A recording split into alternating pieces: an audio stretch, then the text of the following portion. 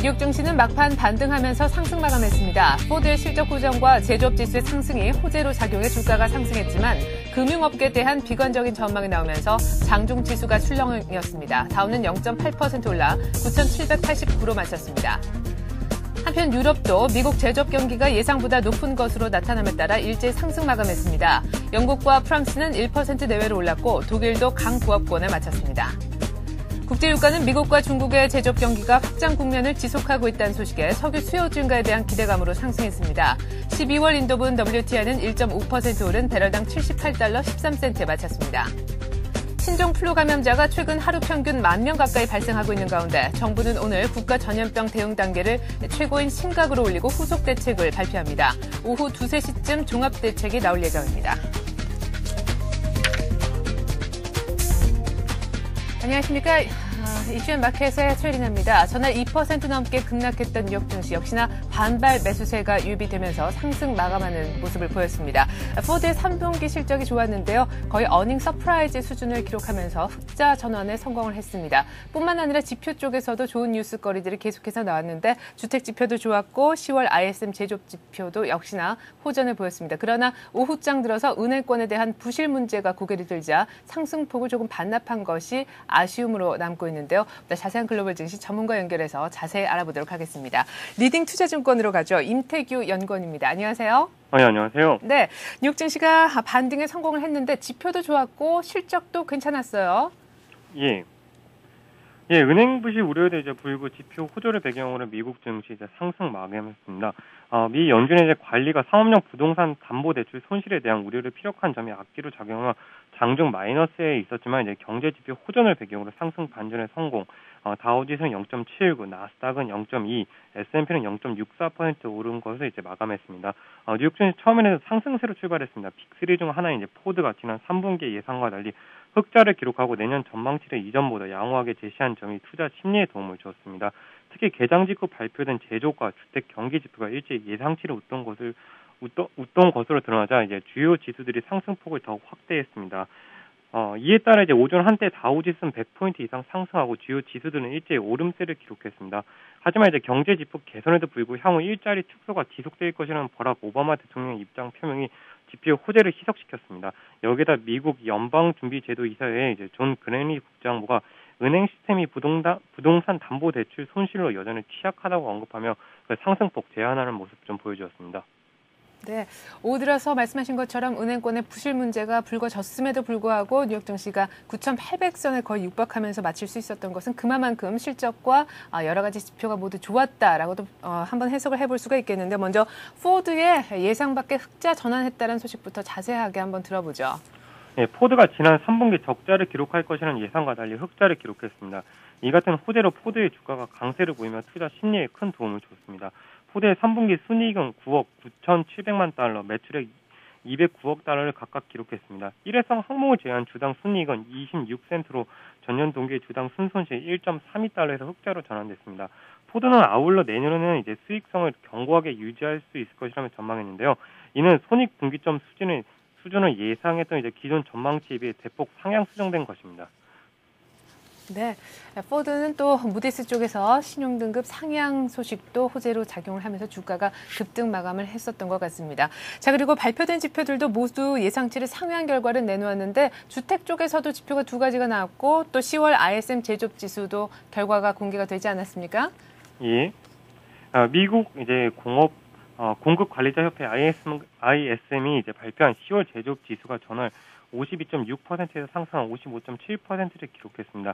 이는 시장의 예측치인 53%를 상회하는 수치입니다. 이는 지난 8월 종료된 중고차 현금 보상 프로그램이 여전히 지속됐기 때문으로 분석이 되고 있는데요. 차량 판매 증가로 재고량이 크게 줄면서 10월에도 자동차 생산 라인이 활기를 보여줬기 때문입니다. 또한 조슈아 샤피로 MF의 이코노미스트는 올 상반기 공격적인 재고 정리와 안전등 주문은 향후 몇 달 동안 제조업 생산을 보다 지지할 것으로 전망했습니다. 또한 미국 상무부가 발표한 9월 건설 지수는 전월비 0.8% 증가했습니다. 당초 0.2% 감소할 것을 예상됐던 만큼 깜짝 증가세인데요. 지난 8월엔 0.1% 하락세를 기록했었습니다. 상업용 부동산에 대한 민간 지출이 8개월 연속 감소세를 보였지만 주택 부문의 민간 지출과 정부의 프로젝트 지출이 증가한 점이 영향을 미쳤습니다. 전미 부동산 중개인 협회가 이제 발표한 9월 잠정주택 판매는 전월 대비 변동이 없을 것이라는 전망과 달리 전월비 6.1% 증가세를 기록했습니다.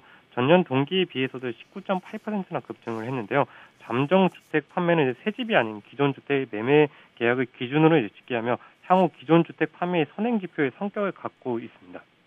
네. 자, 9월 건설 지출, 9월 잠정 주택 판매, 그리고 10월 ISM 제조업 지수까지 지표가 모두 좋았다라는 얘기까지 한번 들어봤습니다.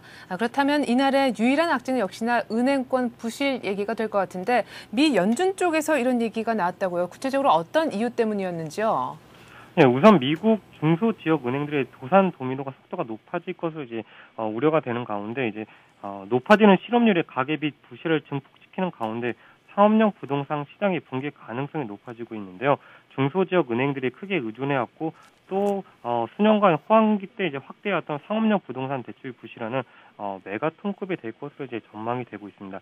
여기에 자금난을 겪어왔던 미국 20위권 금융사인 CIT 그룹이 결국은 파산 보호를 신청하면서 금융 위기 재발 공포가 더욱 커지고 있습니다.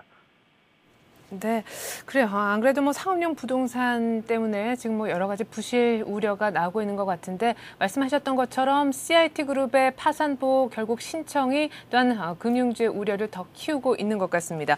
일단은 CIT 파산에 대해서 좀 더 구체적으로 한번 짚어보고요. 그 효과까지 한번 들어보도록 하죠. 예, CIT가 도산할 수 있을 것이란 가능성은 지난 7월 정부가 추가 자금 지원을 거부하면서 불거졌는데요. 그러나 실제로 이제 파산 보호 절차에 돌입하게 되면서 2천여 개 중소기업 고객사들과 이제 어려움이 비로소 현실화하게 되었습니다. CIT는 최근 채권단 간의 이제 출자 전환 협상에 실패했지만 강도 높은 구조조정을 전제로 채권단이 일부 지원을 받는 사전조원 파산보호 절차에 돌입하게 되었습니다. CIT는 채권자들로부터 10억 달러의 지원을 받고 앞으로 2달간 파산 상태에서 빠져나오기 위해 약 100억 달러의 채무를 줄이고 향후 3년간 유동성 필요분을 줄이는 등의 이제 계획을 이행하게 되고 있습니다. 부동산 중소기업 대출 및 이제 실물 자산에 대한 익스포저가 이제 큰 CIT 그룹의 파산으로 인해 미국 경기 회복 관련 최근의 낙관론 전망이 다소 약화될 것으로 전망이 되고 있는데요. 이로 인해 안전 자산에 대한 선호도가 강해져 채권, 달러의 이제 단기적인 강세로 이어질 가능성, 또한 이제 상업용 부동산 대출 시장의 부실화의 시장 전체 확산을 막기 위해 미 연준의 본격적인 유동성 공급 조치가 다시 이어질 가능성도 함께 존재함에 따라 그 파급 효과는 그렇게 크지 않을 것으로 보입니다. 하지만 이제 지방은행의 부실 확대가 이제 중소기업 부도 및 이제 중소기업의 도산으로 이어지는 악순환의 계기가 되는 최악의 상황이 될 수 있는 가능성 좀 감안하시는 게 좋을 듯 싶겠습니다. 네, 그래요. 어제 우리 증시가 출렁였던 것도 역시나 미 CIT 그룹의 파산보호 신청 때문이라고 분석이 되고 있는데 말씀하신 것처럼 일단 우리 증시 또 미국 증시 영향은 제한적이겠습니다만은 제2, 제3의 CIT 그룹 파산보호 신청 얘기가 나온다면 그때는 얘기가 좀 달라질 수 있겠네요. 자, 그리고 오늘 밤 뉴욕 시장 주요 일정 역시나 챙겨볼 필요가 있겠는데 지표도 좋았고 실적까지는 좋았던 오늘 밤이었습니다만 과연 오늘 밤에 나올 지표는 또 어떨는지 모르겠습니다. 포드의 실적이 좋아서 기대를 모으게 되는데 10월 자동차 판매가 오늘 밤 공개가 되잖아요. 예, 금일 밤 이제 미국 증시 주요 일정은 10월 자동차 판매, 블룸버그 예측치는 이제 710만 원을 그 예측치를 상회할지 여부를 좀 관심 있게 보시는 게 좋을 듯 싶겠습니다. 또한 이제 9월 공장 주문들 경제 일정을 발표를 하고요. 이제 주요 기업 실적 발표는 이제 크래프트 푸드, 마스터카드, 카메론, 다비타 등 이제 실적 발표를 합니다. 네, 크래프트 같은 경우는 지금 인수를 추진 중인 영국의 캐드버리 주주들한테 회사의 가치를 좀 잘 보여줘야 되는 그런 상황이라서 이번 실적이 상당히 중요한데요. 지금 예상치는 아직까지 지금 잡히지 않고 있는 그런 상황인 것 같습니다. 실적이 좀 좋아야만 또 비싼 가격에 팔릴 수가 있을 것 같다 하는 생각이 드네요. 자, 한편 유럽 증시 마감도 한번 좀 살펴보죠. 전반적으로 또 상승 마감했는데 역시나 미국발 훈풍 영향이 있었겠네요. 예, 맞습니다. 이제 유럽 주요 증시는 미국의 경제 지표가 호전되고 기업들이 견조한 실적을 내놓은 데 힘입어 상승 마감했습니다. 영국 지수는 전일 대비 1.02% 오른 5,096.25로 마감했습니다. 프랑스는 0.88%, 독일은 0.3% 이제 상승 마감했습니다. 스페인 또한 이제 0.45, 스위스는 0.1% 이제 상승 마감했습니다. 영국 증시에서는 이제 유라시아 내추럴 리소스가 이제 5.46% 상승을 했고요. 브리티시 페트로리엄은 이제 국제 유가 상승에 힘입어 2.17% 상승했습니다. 개장에 앞서 이제 영국의 국영은행 이제 RBS는 유럽 연합과 이제 자산 매각에 대해 협의 중이며 EU 측이 이제 계획보다 더 많은 자산을 매각할 것을 요구할 수 있다고 밝혀졌습니다. 이 소식에 RBS는 런던 증시에서 주고 약세를 보이며 7.8% 하락 마감했습니다. 네. 자, 지금 화면상에서는 유럽 증시가 이제 오른 것이 미국의 제조업 지표 상승이라고 나오고 있긴 하지만 사실상 내부적으로 봤을 때 그 전에 이미 발표가 이루어진 중국의 제조업 지표 호전 영향도 있었을 텐데요. 중국 증시 어제 마감 상황 포함해서요. 아시아 증시 움직임도 좀 전해주시죠. 예, 중국과 일본의 증시가 희비가 크게 엇갈렸는데요. 일본 증시가 이제 뉴욕 증시 불안감을 떨쳐내지 못한 반면에 이제 중국 증시는 경제 지표 호조를 바탕으로 급반등에 성공했습니다. 중국 증시는 2% 이상 약세로 거래를 시작됐으나 2.7% 급등세로 거래를 마쳤습니다. 장중 5% 가까이 급등세를 보인 것인데요. 중국 물류구매협회는 이제 10월 구매자 관리 지수 이제 PMI가 55.2를 기록해 8개월 연속 기준치 50을 웃돌았다고 이제 발표를 했습니다. 동시에 상무부는 현재 경제 정책과 통화 정책의 변화가 없을 것이라고 밝히면서 경기 확장에 따라 수반될 수 있는 긴축에 대한 불안감을 덜어줬습니다. 이에 중국 상하이 종합지수는 3거래일 만에 3,000선을 회복했습니다. 반면 일본 니케이 지수는 이제 회복 하루 만에 1만 선을 다시 빼앗긴 모습 좀 보여줬습니다. 베트남 증시도 하루 만에 급락세로 돌아섰습니다. 베트남 지수는 이제 25.41% 급락한 561.7일을 기록해 주요 아시아 증시 중 가장 두드러진 하락률을 기록했습니다. 예, 그렇군요. 어제 또 중국만이 나홀로 상승 마감했다라는 아시아 증시 소식까지 한번 들어봤습니다. 자, 그리고 국제유가 쪽 상품 가격도 한번 보니까요. 주가가 반등해서인지 수요 회복 기대감에 유가도 상승을 했더라고요.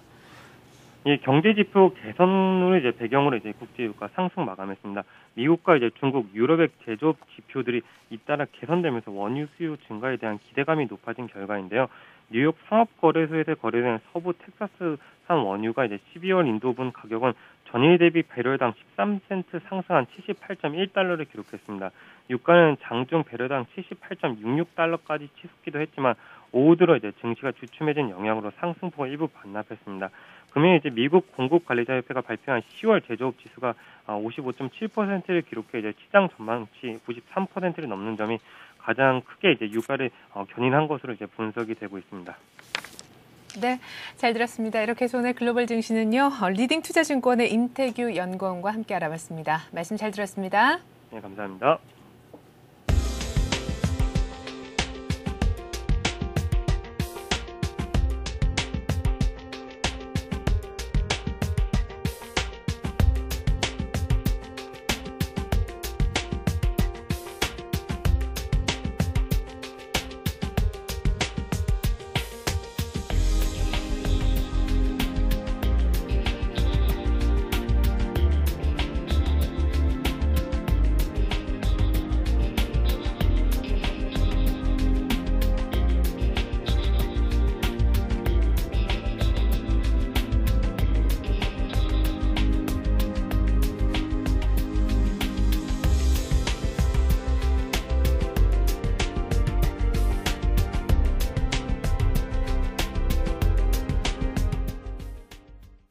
네, 자, 이 같은 뉴욕 증시 그리고 유럽 증시, 전일 아시아 증시 바탕으로 해서 오늘 우리 장은 또 어떤 흐름을 보일지 동양종금증권 홍제지점의 최일종 팀장 연결해서 전망 들어보겠습니다. 안녕하세요. 네, 안녕하십니까. 최일종입니다. 네, 유럽 증시가 어제 사실상 유럽 증시는 반등을 했고 또 미국 증시도 상승 마감을 했죠. 어제 우리 장은 CIT 그룹 악재 때문에 일제히 마쳤는데 글쎄요, 오늘 미국 쪽의 지표 실적 모두 좋아서 오늘 우리 장 반등을 한번 예상해 볼 수 있지 않을까? 어떤 변수들이 있겠습니까? 네, 그렇습니다. 미국 증시가 절묘한 자리에서 상승 반전에 성공을 했다라고 이제 이해를 하고 있습니다. 공급자 관리 협회 ISM 지표가 상승을 이제 보여줬고요. 이러한 부분과 함께 이제 포드의 실적이 상당히 좋으면서 CIT 그룹의 부진을 갖다가 이렇게 만회하는 그런 이제 흐름이 아니었나 이렇게 판단을 해볼 수 있을 것 같고요. 오늘 우리 증시를 한번 예상을 해보게 되면은 전일 증시하고 이제 엮여서 한번 생각을 해볼 필요가 있을 것 같습니다. 전일 우리 제가 한번 말씀을 드렸던 부분 투매 가능성에 대해서 언급을 했었는데요. 외국인 비롯해서 이제 개인들 투매를 확인을 못했다라는 점이 상당히 중요한 이슈가 될 것 같습니다. 그래서 전일까지 우리 증시 5일 연속 하락해서 종가 기준으로 해서는 이제 100포인트 하락 흐름을 보이고 있는데요. 우리 증시가 이제 선진 증시를 먼저 선반영했다라는 이제 성격의 그러한 장세를 이제 보이고 있다라고 이제 판단을 하고 있고, 우리 경제가 이제 미국 증시라든가 유럽 증시를 포함해서 더블 딥으로 이제 내모는 그런 상황이 아니라고 한다 이러면은 박스권 하단부는 예상만큼 깊지 않을 것이다라는 판단입니다. 따라서 오늘 우리 증시에 심리적인 부담은 있겠지만 전반적인 기술적 반등의 영역에 위치해 있는 상황이고요. 추가적인 심리 불안으로 언더슈팅 한다 이러면 1530선 정도까지의 지수대가 저점 위치가 아닌가, 뭐 큰 그림을 한번 그리는 그런 기분으로 판단을 해보겠고요. 오늘 우리 증시 세부적인 틀에서 변수라고 한다면 먼저 선물 옵션의 방향성, 이런 부분을 이제 한번 살펴봐야 될 것 같습니다. 전일 외국인 선물 옵션 동시 매수를 보였었는데 현물 쪽에서의 흐름을 본다고 한다 이러면은 1,400억 이상의 이제 수매수 흐름, 그리고 선물 쪽에서의 6천 계약 이상의 수매수로 인해서 최근에 저번 주 이어서 수매도 흐름을 수매수로 이익실현하는 개념이 나타났다라고 볼 수 있겠습니다. 따라서 추가적인 수매수가 이어지고 있는 그런 흐름 속에서 이익실현이 완료된 이후에 투기적 세력의 방향성을 오늘 우리 시장에서 살펴봐야 되는 상황이다라고 이제 말씀을 드릴 수 있을 것 같고요. 아울러 전일에 의해서 기관의 프로그램 순매수, 이런 부분을 체크를 해봐야 될 것 같습니다. 확대 여부를 체크를 해야 되는데, 프로그램 순매수가 베이시스의 소폭 콘텐고 부근에서 들어올 시에는 지수의 방어적인 흐름을 예상하고 접근하는 것이 좋겠다는 판단이고, 이러한 부분에 있어서 저점 매수 가능 여부를 체크할 수 있는 그런 상황이 아닌가, 이렇게 판단해 볼 수 있을 것 같습니다. 네, 어제 또 기관의 투신권 쪽에서 프로그램 쪽에 순매수를 보여주긴 했었죠. 일단은 120일 이평선 심리적으로 많이 빠진다고 해도 1530포인트는 지지가 될 것이다 라는 예상을 해주셨는데, 그러면 더는 안 빠진다, 일단 밑단이 좀 확보됐다라는 믿음을 갖고 반등에 대한 어떤 강한 예상을 갖고 오늘 조금 뭔가를 산다라고 하는 전략은 어떨까요? 네, 오늘 우리 시장 하락을 하고 있는 상황이 전주 수요일부터 60일선이 이탈하면서 심리적으로 압박을 받고 있는 상황인데, 오늘부터는 지수의 하방 경직성을 예상한 분할 매수 전략을 적극적으로 취할 필요가 있을 것으로 판단을 하고 있습니다.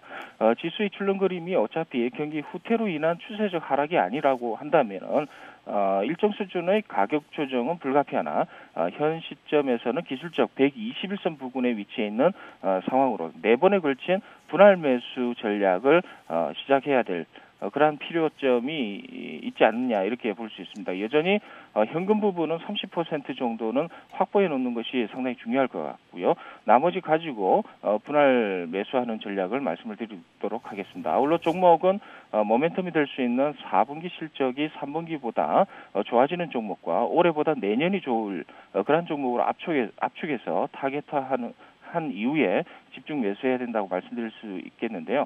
예를 들면 은행 업종이 대표적인 그러한 업종이다라고 말씀을 드려보겠습니다. 따라서 이러한 부분을 생각해 봤을 때 지수의 상방 경직성, 그러니까 상승을 하더라도 큰 폭으로 상승하지 못한다라고 한다 이러면 배트를 짧게 잡고 수익률을 짧게 잡고 매매를 하시는 그런 전략이 꼭 필요하다라고 말씀드릴 수 있을 것 같습니다. 네, 일단 실적 모멘텀이 살아있는 은행 업종이 가장 섹터적인 면에서는 매력이 있는 것 같다라는 말씀 들어봤는데요.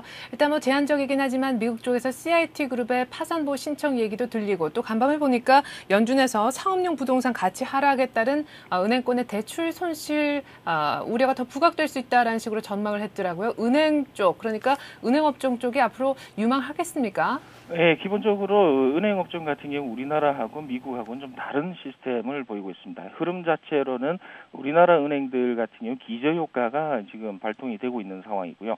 그리고 3분기 실적 이후에 이제 4분기 실적이 더 좋을 것이라는 예상 자체는 최근에 이제 담보, 이런 이 예대 마진 쪽에서의 수익률 향상, 이런 부분을 생각해 봤을 때 3분기보다는 4분기 실적이 더 좋을 것이다라는 이제 판단을 쓸 수 있고요.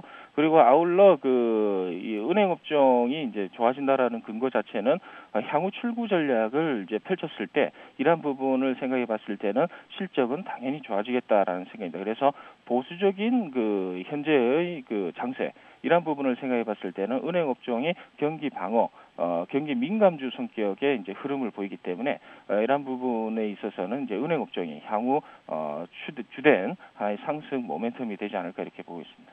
네, 그렇군요. 자, 그렇다면 은행 업종을 제외하고 구체적으로 어떤 한 종목만 좀 오늘 꼽으신다면 어떤 종목을 좀 보면 좋겠습니까? 네, 그렇습니다.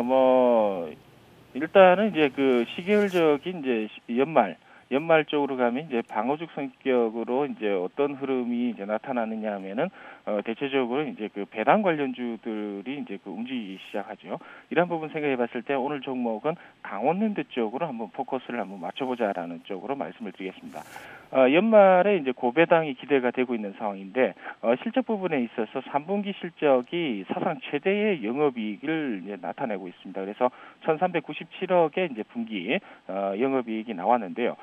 이러한 부분을 생각해 봤을 때 작년 48%의 배당 성향을 이어나갈 것으로 이렇게 판단을 해볼 수 있을 것 같습니다. 그래서 작년 같은 경우는 뭐 600원대, 700원대 정도의 배당 성향을 보였는데 올해는 850원 정도의 배당률을 보일 것으로 이렇게 예상을 해볼 수 있을 것 같습니다. 그래서 시가 배당률은 5.2%의 그 시가 배당률을 예상을 하고 있는데 이러한 부분을 생각해 봤을 때 현재의 주가는 상당히 매력적이다라고 볼 수 있겠죠. 강원랜드의 차트 흐름을 보시면서 한번 말씀을 드리겠는데요. 지금 전일 종가에 16,300원 정도의 그 흐름을 보이겠습니다. 그래서 장대 양봉을 보이면서 하반경 직성을 어느 정도 확보를 하고 있는 상황이다라고 보시면 될 것 같은데 수급적인 면에서는 뭐 그렇게 두드러진 면모는 없습니다. 특급 재료라든가 뭐 이런 부분은 없는데 실적이라든가 기술적 분석상으로 상당히 매력적인 부분이다라고 이제 그 말씀을 드릴 수 있을 것 같습니다. 그래서 지수가 떨어진다고 하더라도 이러한 종목들 같은 경우는 차트상에 이러한 하반경 직성이 확보된 그런 상황이다라고 보시면은 전일 종가 16,300원에서 16,000원 사이 그 정도에서는 그 매수가 어느 정도 가능하겠다는 생각이고요. 목표가는 짧게 잡겠습니다. 17,500원 정도 수준으로 이제 한번 잡아보죠. 이런 부분에 있어서는 이제 전체적인 지수의 상승 이런 부분이 이제 그 제한적이기 때문에 그렇게 뭐 잡아본다라고 이제 한번 말씀을 드려보겠습니다. 그리고 손절가는 짧게 잡겠습니다. 15,000원 부분에서 일단은 손절하는 걸로 이렇게 말씀을 드리겠습니다. 네, 실적과 기술적 분석상에서 매력 있는 배당주 강원랜드 얘기 한번 들어봤습니다. 고맙습니다. 네, 감사합니다. 네.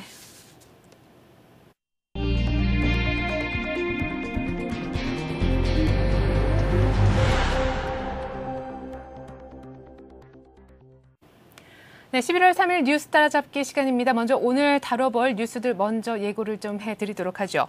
민유성 산은금융지주 회장이 대우건설과 쌍용차를 인수할 주체에게 자금을 지원하겠다라고 밝혔습니다. 하지만 매수 주체 진정성을 전제로 했다는군요. 자, 그리고 정부가 삼성전자와 LG디스플레이가 지금 추진하고 있는 중국 내 LCD 공장 설립을 일단 승인하는 쪽으로 가닥을 잡았다고 합니다. 이 대통령이 세종시 문제에 대해서 언급을 했습니다. 간접적이긴 하지만 충분히 숙고해 풀어야 한다라는 입장인데요. 어제 정 총리가 대독한 국회 시정연설 도중에 선진당 의원들이 강하게 반발하는 해프닝도 벌어졌습니다. 삼성전자와 마이크로소프트가 컴퓨터 전력 소모를 줄이는 이른바 그린 IT 분야의 협력을 강화키로 약속했습니다. 신종플루 감염 환자가 지금 1,000명에 육박하는 등 대유행 조짐을 보이고 있는데요. 이런 가운데 오늘 정부가 종합 대책을 내놓습니다. 오늘 국가 전염병 그런 단계를 최고인 심각으로 높일 예정이라고 합니다. 그리고 시중 자금이 MMF에서 빠져나가고 은행권 예금으로 몰리고 있다고 하는데요. 지금 증시가 지지부진한 흐름을 보이고 있는 상황에서 마땅한 자금 투자처가 부재한 데 따른 것으로 풀이되고 있습니다. 자, 그리고 끝으로 10월 소비자 물가 상승률이 시장 예상치보다 낮은 2%대로 안정세를 보여주고 있지만 서민들이 느끼는 물가 체감률은 그렇지 못하고 있다고 해서 보다 자세한 이유까지 한번 들어보도록 하겠습니다. 네, 오늘 뉴스 따라잡기 시간은요. 서울경제신문 이상훈 기자와 함께하겠습니다. 안녕하세요. 안녕하십니까? 네, 먼저 산은금융지주에서 쌍용차 그리고 대우건설 인수자에게 자금을 지원하겠다라는 요 소식부터 한번 들어볼까요? 네, 산업은행이 이제 최근이죠. 정책금융공사와 또 금융지주사로 분리가 되면서 이 실질적인 이 금융 여신 기능 이제 산은금융지주가 맡고 있는데요. 이 산은금융지주 측이 쌍용자동차와 이 대우건설의 인수 주체에 대해서 인수 자금을 지원할 수 있다고 밝혀서 관심을 끌고 있습니다. 어떻게 보면은 채권단의 입장에서 인수 주체에게 자금을 지원할 수 있다는 점 뭐 어떻게 보면은 당연할 수도 있지만 어떻게 보면은 또 굉장히 또 관심을 끄는 부분이니까 인수자로서는 굉장히 큰 매력을 느낄 수 있는 부분이다 이렇게 말씀을 드릴 수 있겠습니다. 물론 이제 조건을 달았죠. 일단 인수에 대한 진정성과 또 펀딩 조성 능력이 있을 경우에 한다는 겁니다. 어떻게 보면 굉장히 좀 주관적인 기준이라고 할 수 있겠지만 예. 산업은행 사는 금융지주 입장에서는 어떻게 보면 가장 또 간과하지 않을 부분이다. 가장 또 중요시해야 되는 부분이다. 이렇게도 말씀을 드릴 수 있겠습니다. 어제 이 민유성 사는 이 금융지주 회장이 이제 출범 기자회견을 가지면서 밝힌 내용인데요. 이 기업들의 M&A 시 이 상업성과 정당성이 담보가 된다면은 이 인수 주체에게 자금 지원을 할 수 있다. 이러한 원칙을 갖고 있다고 밝혔습니다. 이른바 이제 먹튀 논란을 갖고 있는 뭐 해외 사모펀드라든지 또 단순히 머니 게임을 하는 그러한 자본이 아니라 이제는 좀 인수 기업을 제대로 키울 수 있는 의지를 갖고 그렇게 보인다고 판단이 될 경우에 인수 자금을 빌려줄 수 있다. 이렇게 해석을 해볼 수 있겠습니다. 또 이제 직접 쌍용 자동차를 거론한 점 역시도 관심을 끌고 있지요. 네. 이 민 회장 같은 경우는 특히 쌍용차의 경우에 대해서 이 오는 6일 날 이 회생 계획안이 통과가 되면 이 M&A를 통해서 자금이 들어오는 것이 현재로서는 이제 가장 좋은 생존 방안이다. 이렇게 이야기를 하면서요. 이 쌍용차의 경쟁력이나 또 성장을 도울 수 있는 이 진정성 있는 매입 주체가 나온다면은 뭐 인수 자금이나 또 설비 투자비 또 신차 개발비 등 이 자금의 상당 부분을 지원할 수 있다고 설명을 했습니다. 또 이 대우건설 같은 경우에 대해서는 이 대우건설을 올해 안에 매각하는 것을 포함해서 이 금호그룹의 구조조정이 확실히 진행될 수 있도록 조치를 취하고 있다고 전했습니다. 하지만 이제 GM대우에 있어서는 과거에 좀 강경한 입장을 계속적으로 고수를 해서 이 부분도 역시 또 관심을 모으고 있는데요. 이 GM이 추가적인 증자나 이 장기 회생 플랜을 마련하지 않는다면은 이 채권단 차원에서 추가적인 증자나 자금 지원을 할 수 없다고 밝혀서 이러한 부분을 좀 재차 강조한 모습을 보였습니다. 네, 여러 가지 뭐 M&A 매물들에 대한 사는 금융지주의 입장을 한번 들어봤고요. 자, 그리고 또 하나 소식은요. 정부가 삼성전자 그리고 LG디스플레이가 오래전부터 추진을 해왔었던 중국의 첨단 LCD 공장 설립을 사실상 승인을 했다고 합니다. 앞으로 한 4년간 총 28조 이상이 투자될 예정이라고요. 네, 그렇습니다. 이 정부가 이 삼성전자와 LG디스플레이가 추진하고 있는 이 중국의 첨단 LCD 공장 승인을 곧 할 것이라는 소식입니다. 이 앞으로 이제 삼성전자와 또 LG디스플레이 또 삼성모바일 디스플레이 등 이런 회사들이 내년에 최소 이제 8조 2천억 원을 투자를 하고요. 이게 오는 2013년이 되면 앞으로 4년 동안 총 28조 5천억 원의 규모를 중국 현지에다가 직접 투자를 할 계획이라고 합니다. 이제 국내 첨단 산업의 해외 진출 여부를 검토하는 이 전기전자 전문위원회라고 하죠. 여기서 이제 최근에 2차례 회의를 열어서 이 삼성과 LG가 제출한 이 보완 대책이 타당하다고 평가한 뒤 이 중국 투자에 문제가 없다는 쪽으로 현재로서는 의견을 모은 상태라고 합니다. 이에 따라서 이제 이번 주 전문위 회의에서 최종 결정을 내린 다음에 이 산업기술보호실무위원회로 좀 의견을 전달할 예정으로 현재로서는 알려져 있습니다. 네. 이 사실이 일반 업체들 같은 경우는 비교적 자유롭게 또 해외로 나갈 수가 있지만요. 이런 업체들처럼 이 첨단 기술 해외 제출 같은 경우는 이 우리나라 국익의 차원에서 좀 기술 유출에 문제가 있기 때문에 사실 정부의 까다로운 심사를 반드시 거쳐야만 합니다. 이 전기전자 전문위원회 판단을 거쳐서 이 산업기술보호실무위 의견을 들은 뒤 이 국무총리가 주재하는 산업기술보호위원회 최종 승인 여부를 거쳐서 이제 중국 투자에 최종 승인을 얻을 수 있다 이렇게 밝힐 수 있겠는데요. 이 업체 쪽에서는 이 정부가 우려하는 이 핵심 기술 보호 방안과 또 장비 재료 업체 기술 진출 기회 정보 등에 대해서 현재로서는 보완 대책을 제시한 상태다 이렇게 밝히면서 아마도 이번 주 중에 이 전문위가 회의를 열어서 이 승인 결정을 내릴 것으로 안다고 밝힌 상태입니다. 이 정부의 관계자 역시도 되도록 빠른 시간 내에 좀 결론을 내릴 것으로 현재로서는 알려져 있습니다. 이제 앞으로 투자 규모가 과연 얼마가 되는지에 대해서 이제 아무래도 많은 관심이 쏠리고 있는데요. 뭐 준비한 표를 보면서 좀 설명을 드리겠습니다. 현재 이제 삼성전자가 중국 수저우에 총 2조 6천억 원 규모의 약 7.5세대 LCD 생산 라인을 건설을 하고요. 또 LG 디스플레이 같은 경우 광저우에 약 4조 원 가량을 투자를 해서 약 8세대 이 LCD 생산 라인을 구축하는 투자가 현재로서는 본격적으로 이루어질 예정이다. 그렇게 알려져 있는 상황입니다. 여기에 또 이제 삼성전자를 비롯한 이 디스플레이 업계가 내년에 최소 이 8조 2천억 원의 투자를 감행을 하고요. 또 2013년까지 방금 전에 말씀드렸다시피 28조 5천억 원 규모의 이 투자를 할 경우 이러한 금액 같은 경우 이제 AM OLED 패널과 또 OLED 조명 생산 라인 구축 등 이른바 디스플레이 산업 고도화를 위한 이 시설 투자에 본격적으로 사용될 예정입니다. 네, 국내 업체가 이렇게 해외에 LCD 라인을 건설하는 건 이번이 처음인 것 것 같은데 아무래도 글로벌 어떤 시장 마켓에서 거의 리더격인 또 사실상 그 파이가 크다라고 알려진 중국 시장을 선점한다라는 의미가 크겠네요. 예, 그렇습니다. 이 삼성과 또 LG가 이 중국의 LCD 라인 구축에 나서면서 이 국내 LCD 업계 같은 경우는 이제 대만에 뺏긴 주도권을 좀 상당 부분 회복할 수 있지 않겠느냐, 이런 기회를 만들 것으로 현재로서는 뭐 예상이 됩니다. 말 그대로 이제 세계 최대 시장인 중국 시장에 들어가서 직접 시장을 장악하겠다는 포부를 갖고 있는 것입니다. 이 삼성전자와 LG 디스플레이 같은 경우는 각각 이 7.5세대와 8세대 LCD 라인을 구축하기로 이미 뭐 중국과 합의한 상태지 않겠습니까? 네. 이러한 경우 이제 40인치와 또 50인치대 이 대형 TV용 LCD를 앞으로 높은 효율로 생산을 할 수 있다고 합니다. 이렇게 뭐 중국에 투자를 하는 이유는 뭐 아주 간단하겠죠. 일단 중국 내수 시장이 빠르게 성장하고 있기 때문입니다. 뭐 표를 보면서 설명을 드리겠습니다만은 현재 이제 중국 LCD 시장 규모가 지난해 이제 1,337만 대에서 이제 꾸준히 계속 성장을 해가지고 네. 2013년까지는 4,330만 대까지 계속적으로 규모가 확대될 것으로 현재로서는 이제 전망이 되고 있는 상황이고요. 이러한 상황에서 이 삼성과 LG 모두 이러한 중국 시장을 놓칠 수가 없다, 이렇게 볼 수가 있겠습니다. 뭐 이미 일본 같은 경우는 이 샤프사가 8세대 중국 라인 계획을 밝힌 바가 있고요. 또 대만 업체들도 7세대 이상 라인 구축을 현재로서는 크게 검토를 하고 있는 상황입니다. 앞으로 이제 중국 시장에서 이 한국과 일본, 대만 간의 이른바 3국 대결이 재현될 가능성이 높다, 이렇게 볼 수가 있는 대목입니다. 네. 자, 그리고 어제 이명박 대통령이요, 정운찬 총리 대독해서 국회 시정연설을 했었습니다.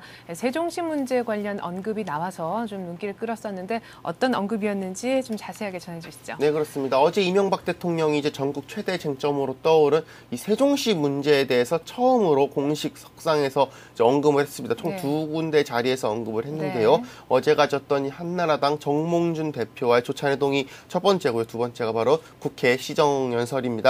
이명박 대통령은 어제 이 정몽준 한나라당 대표와 청와대 회동에서 이 세종시 문제는 충분히 숙고해서 하는 게 좋으니까 당에서 잘 논의해 나갈 필요가 있다고 밝혔습니다. 이 대통령은 또 이제 이날 오전 정운찬 국무총리가 대독한 이 시정연설에서 이 변화된 시대에 걸맞는 이 새로운 지방행정체제 개편이 앞으로 이 지역 발전과 또 국가 경쟁력 강화를 위해서도 더 이상 미룰 수 없는 과제다라면서 이 세종시 논란과 관련해서 가급적 좀 타협을 통해서 이 국민 전체 이익을 최대화하는 방향으로 논의를 진행하겠다라는 뜻을 거듭 밝혔습니다. 이동관 청와대 홍보수석 같은 경우도 어제 이제 브리핑을 가졌는데요. 이 이동관 홍보수석은 이 세종시 문제와 관련해서 이 대통령과 총리의 입장이 다를 수가 없다고 말해서 이 대통령이 야당과 박근혜 전 한나라당 대표의 반대에도 불구하고 이 세종시 원안 수정 입장을 앞으로 계속적으로 강행할 뜻을 밝혔습니다. 이 수석 같은 경우는 이 총리실에서 내부적으로 연구 검토와 논의가 진행되고 있는 만큼 그렇게 시간이 오래 걸리지는 않을 것이다 라면서 이 다양한 안을 검토하고 있지만 이 정부 방안이 마련이 될 경우 적절한 시기에 입장을 밝힐 것이다, 이렇게 밝혔습니다. 또 이 수석 같은 경우는 이 청와대와 대통령 모두 이 세종시 문제를 피하거나 뒤에 숨어서 할 생각이 전혀 없다면서 다만 지금 여러 논의가 진행되고 있는 상황에서 무엇이 충청도민과 국민을 위해서 합리적이고 또 이익이 되는 방안인지 좀 논의가 이루어질 뿐만 아니라 또 연구가 진행되고 있고 또 여론 수렴 과정이 있기 때문에 조금 더 지켜봐야 되는 대목이 있다, 이렇게 밝혀서 관심을 끌었습니다. 또 이제 충청도민의 이해뿐만 아니라 이제 국가 백년대계 차원, 뭐 지난주에도 이런 부분은 언급을 한 바가 있습니다만은 이 국가 백년대계 차원에서 과연 무엇에 도움이 될지 뭐 숙고하고 경청하고 논의를 모아가는 단계라면서 정치적 이해에 바탕을 둔 이 담론만 무성해서는 안 되고 또 실질적이고 실증적인 검토가 선행돼야 된다고 강조를 했습니다. 어떻게 보면 말이 좀 굉장히 빙빙 도는 얘기라고 할 수 있겠는데요. 핵심을 콕 집어서 얘기를 하면 조만간 세종시는 원안이 수정될 것이다, 이러한 쪽으로 좀 포커싱을 맞추는 것이 현재로서는 좀 맞지 않겠나, 이렇게 내다보고 있습니다. 네. 자, 그리고 이제는 산업계 소식으로 한번 넘어가겠습니다. 어제 삼성전자의 이윤우 부회장 그리고 마이크로소프트의 스티브 발머 CEO가 만났습니다. 그 만남 자체만으로도 큰 관심사였는데요. 그린 IT 분야의 협력을 강화키로 했죠. 네, 그렇습니다. 어제 이제 삼성전자와 이 미국 마이크로소프트 CEO가 만났습니다. 뭐 사실 이 세계 최고 IT 업계 수장이 만났다는 점 자체만으로도 이미 뭐 큰 관심을 끌고 있는데요. 이 자리에서 이제 양사가 이 그린 IT 분야에서 협력을 강화하겠다고 밝힌 점이 이제 관심을 모으는 대목입니다. 이제 크게 보면은 핵심 같은 경우는 이 MS사가 이번에 새로 출시한 이 새 PC 운영체제인 윈도우 7이죠. 네. 이 윈도우 7과 이 삼성전자가 내년부터 출시할 이 신제품 메모리 반도체인 이 40나노미터급 이 D램을 함께 사용을 해서 좀 편의성과 에너지 효율을 크게 높인다는 것입니다. 한마디로 이 MS의 새 제품과 삼성전자의 이 새 반도체를 한마디로 맞춘다. 이렇게 그렇죠. 좀 말씀을 드릴 수 있겠습니다. 네. 이 삼성전자 같은 경우는 또 이제 오는 2010년부터 전 세계 모든 사업장의 이 PC OS를 윈도우 7으로 현재로서는 교체할 계획을 갖고 있는 상황입니다. 이 발머 CEO는 이제 어제 밝힌 내용인데요. 효율성을 증진시키기 위해서는 앞으로도 이 삼성전자 같은 중요한 파트너사와 협력을 강화할 것이라고 밝혔고요. 또 이 전동수 삼성전자 부사장 역시도 어제 이 기자간담회에서 이 윈도우 7과 이 삼성전자의 새로운 이 제품을 탑재한 PC는 소비자에게 매우 만족스러운 제품이 될 것이라면서 윈도우 7의 권장 사양인 이 2GB 이 2배인 이 4GB급의 메모리를 탑재할 경우 성능은 향상되면서 소비 전력이 오히려 줄기 때문에 이 그린IT 솔루션을 확대하는 데 있어서도 크게 기여할 것이다. 이렇게 밝혔습니다. 네. 자, 그리고 날씨가 어제 오늘 이렇게 부쩍 추워지면서 동시에 걱정이 드는 것은 다름 아닌 신종 플루 때문인데요. 지금 환자가 계속 빠르게 늘고 있다라고 하죠. 이런 가운데 정부가 오늘 국가 전염병 재난 단계를 최고 수준으로 격상시킬 움직임을 갖고 있지 않습니까? 네, 그렇습니다. 정부가 오늘 오후 이 국가 전염병 재난 단계를 이 최고 단계의 심각 수준으로까지 상향 조정하는 내용을 담은 이 확산 대책을 발표할 내용입니다. 이 신종 플루 환자가 현재 지금 하루 9천이면 거의 10,000명이 육박하는 수준으로 이제 실질적으로 대유행 단계에 접어들었기 때문에 이러한 대책이 정부의 강력한 대책이 나오는 것으로 현재로서는 풀이를 해볼 수 있겠습니다. 이 보건복지가족부 이 중앙인플루엔자 대책본부는 이 지난주 하루 이 신종 플루 확진 환자가 8,857명으로 이 지난주 2배를 넘어선 상황이고요. 지난 10월 31일 같은 경우 항바이러스제 이 처방 건수가 12만 4천 건으로 하루 최대 건을 이미 기록한 상황이다. 이렇게 밝히면서 앞으로 감염 환자 증가세가 계속될 것으로 전망된다고 밝혔습니다. 앞으로 이제 정부 같은 경우 이렇게 심각 단계 최고 수준으로 올릴 경우 이제 이렇게 상향 조정을 하고도 후속 대책을 계속적으로 발표를 할 예정입니다.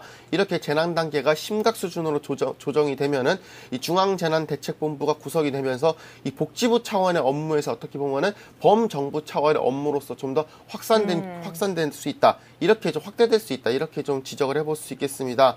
정부로서는 현재 이제 여행 및 행사 자제령, 또 군 의료 인력을 투입하는 방향, 또 전국의 모든 초중 고등학교를 휴교하거나 휴업하는 방향, 또 심지어 조금 더 나아가서는 12월 초나 11월 말에 조기에 겨울방학을 시작하는 것 역시도 현재로서는 검토를 하고 있는 것으로 알려져 있는 상황이고요. 또한 이제 정부가 일반 기업체 휴업령도 직접적으로 내릴 수 있게 됩니다. 한마디로 어떻게 보면 경기 회복에 어느 정도 악재가 될 수 있다. 어제 같은 경우 이 GDP가 0.5%, 2% 이상 줄어들 수 있다. 이렇게 이야기를 했는데요. 이러한 모습이 좀 더 실질적으로 나타날 수 있다. 현재로서는 이렇게 좀 관측을 해볼 수 있겠습니다. 여기에 또 이제 정부 같은 경우는 이 신종플루 확산으로 현재 지금 단체 헌혈이 계속적으로 줄어들고 있는데요. 이렇게 단체 헌혈이 급감을 함에 따라서 이 군부대 단체 헌혈을 확충하고 또 헌혈의 집을 연장 운영하는 내용의 이 혈액 수급 비상 대책을 현재로서는 발표를 할 내용에 있습니다. 여기 또 이제 여러 가지 또 부처 간 합의로 이 군부대 단체 헌혈을 적으로 확충을 하고요. 또 동절기, 말라리아 위험 지역에 대해서도 체열을 평소보다 좀 한 달 일찍 허용을 해서 현재로서는 헌혈 확보량을 대폭적으로 좀 확대할 내용으로 현재 알려져 있는 상황입니다. 네, 학교뿐만 아니라 이 방송국 같은 저희 회사에도 만약에 휴업령이 내린다면 시청자 여러분과 또 잠깐 못 만날 수도 있겠다는 생각을 잠깐 했습니다. 자, 그리고 한동안 너무 많아서 문제였었죠. 과잉 유동성 논란이 있었던 시중의 단기 부동자금. 이제는 은행권의 정기 예금으로 몰리고 있다고 합니다. 글쎄요, 증시가 좀 재미가 없어서일까요? 이 의원님 먼저 좀 분석을 해주시죠.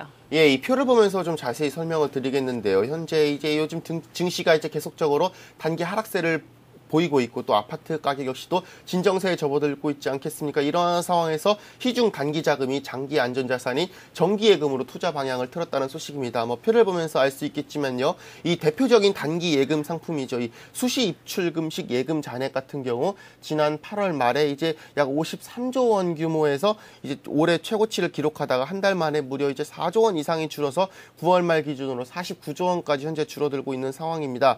여기에 이제 MMDA 잔액 같은 경우 경우 한 달간 조금 늘기는 했지만 이 10월 말 현재 이제 51조 624억 원에 그쳤으며 또 기업과 가계 자금 수요가 늘어나는 연말까지는 앞으로 계속적으로 감소 대세가 이어질 것으로 현재 이제 전망이 되고 있습니다.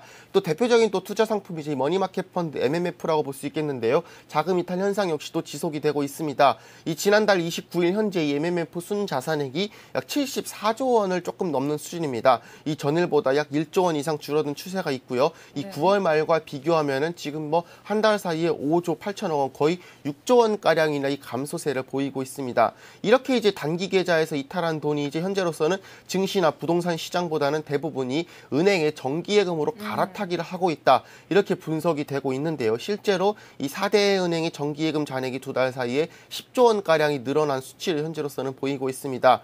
최근에 이제 시중은행들이 최근에 연 5%가량의 고금리를 제시를 하면서 이제 판매한 예금 특판 경쟁 때문이라는 게 현재 뭐 은행 관계자들의 대표적인 설명이기도 하고요. 또 시중은행의 또 다른 관계자들 같은 경우는 투자자들이 최소 이 내년 상반기까지는 좀 대기 자금을 은행에 어느 정도 묻어놓고 이렇게 좀 마음을 먹고 정기예금으로 환승하는 조짐이 보이고 있다라고 하면서 이 정부의 이 강도 높은 이 투기 억제책에 따라서 이 부동산 시장에 뛰어들기도 현재로서는 어려운 상황, 또 증시 불안으로 펀드 수익성도 최근 들어서는 확신하기 어려운 상황에서 결국은 믿을 만한 곳은 정기예금밖에 없는 것이 아니냐, 이러한 좀 시각이 좀 전반적으로 힘을 얻고 있다, 이렇게 볼 수가 있겠고요. 또 앞으로 이러한 움직임에 따라서 이 초단타로 움직이던 이 시중 자금이 좀 상대적으로 장기 운용되는 계좌로 이동을 하면서 좀 은행의 유동성 사정이 훨씬적으로 좀 안정되는 이 모습을 보이고 있습니다. 하지만 이에 비해서 이 가게나 기업으로는 좀 돈이 어느 정도 아직까지도 돌르고는 있지 않은 상황이어서 좀 자금 선순환을 위한 좀 금융 당국과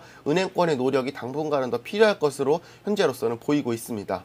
네, MMF에서 빠져나온 자금들이 은행으로 들어가니까 말씀하신 것처럼 은행은 지금 굉장히 기뻐할 그런 타이밍인 것 같습니다.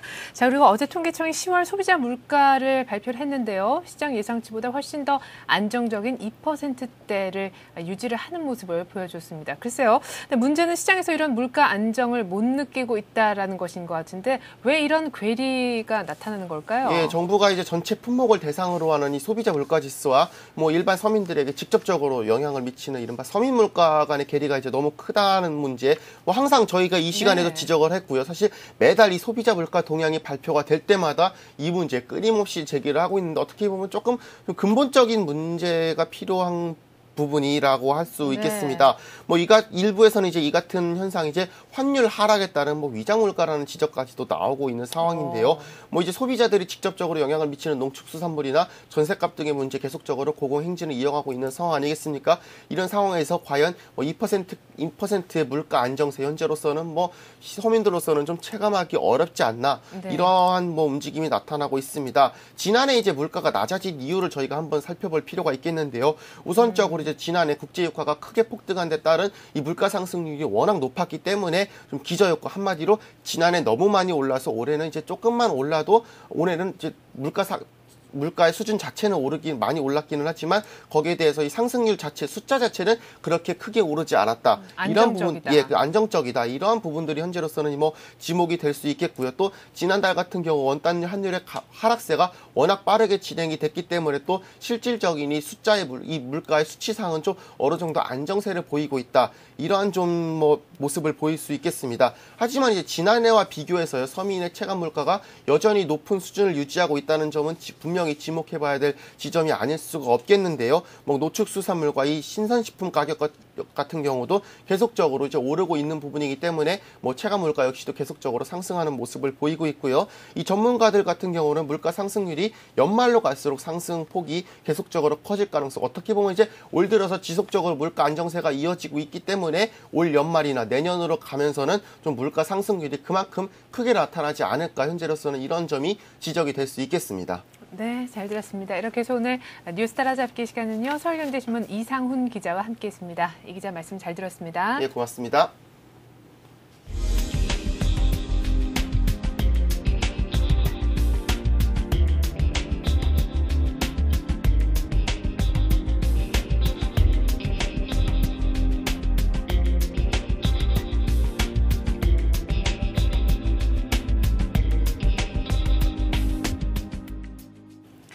다우가 반등에 성공했습니다. 0.8% 올라 9,800에 육박한 9,789를 기록했는데요. 예상 밖의 포드가 3분기 어닝 서프라이즈를 기록하면서 실적 쪽도 좋았고요. 또 미국의 10월 ISM 제조업 지수 포함해서 주택 지표가 모두 좋아서 지표 쪽도 분위기가 모두 좋았습니다. 하지만 은행권의 부실 문제가 오후장 들어 대두가 되면서 상승폭을 약간 반납한 것이 조금 아쉬움으로 남았습니다. 시청해주신 여러분 고맙습니다.